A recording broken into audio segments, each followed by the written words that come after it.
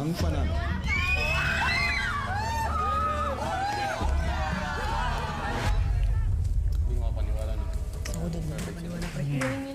Hindi po kasi namin alam kung sino. Kahit konti, kinakabahan pa rin kami. Ayoko po kasi yung may ape. Kung mabait ka, mas mabait ako. Kung mataray ka, mataray din ako. Sa pinapakita po niya, tapos yung pag ganun-ganun niyo po sa nangatal po yung katawan ko. Parang ganun.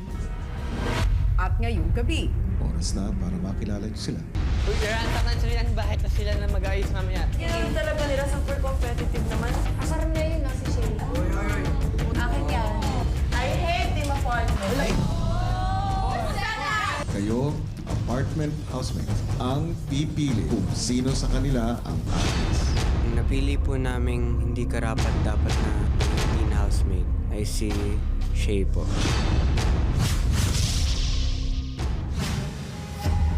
matapos malaman ng resulta, kinausap ni Kuya ang nanalong apartment teens para sa isang mahalagang anunsyo. Ang pipili kung sino sa kanila ang aalis. Mahirap po siyang piliin kasi hindi po namin sila kilala pa po. Kung kaya, oras na para makilala niyo sila. Pupunta po kami doon. Kinakailangan ninyong umisip ng isang task para sa mga villa housemates. Isang task upang makilala niyo sila. Dadal the milk our goat and give the milk to us. Oh, yeah. Surrender their milk. So they have to milk the goats for us. That's Then sabihin nyo, may pool pala kayo Delikado. Gamit yung straw tapos tanggalin lahat ng tubig sa pool. May pool pala kayo grabe. Something hard to like test who they are. Alam ko na, gets ko na. Updated their heads. For the next 24 hours, hindi sila pwedeng tumayo. Gagapang lang sila. Tonight lang. Matapos ang masusing diskusyon ng apartment teens, humantong din sila sa iisang desisyon. Ano po, iraransak namin yung bahay namin. Can you understand? Oo. Tapos ano po, yung gusto namin, kung paano namin siya gusto gulahin. Tapos po, punta po sila dito ng ano po sila, connect, dikit-dikit po sila. Tapos po, dito po kami manonood sa confession room kung ano pa yung nililinis po nila.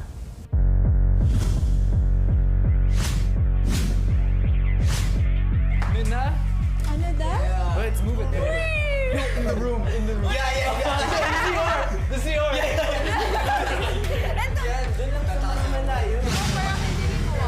Hindi naman pwede dito. Hindi pwede dito. Paano nila malalaman kung saan nakalagay?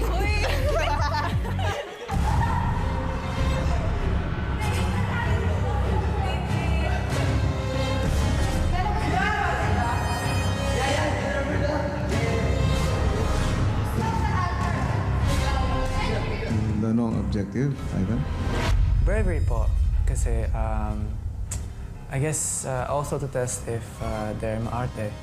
Kasi eventually, we'll have to work with them. Hindi pa mabigat.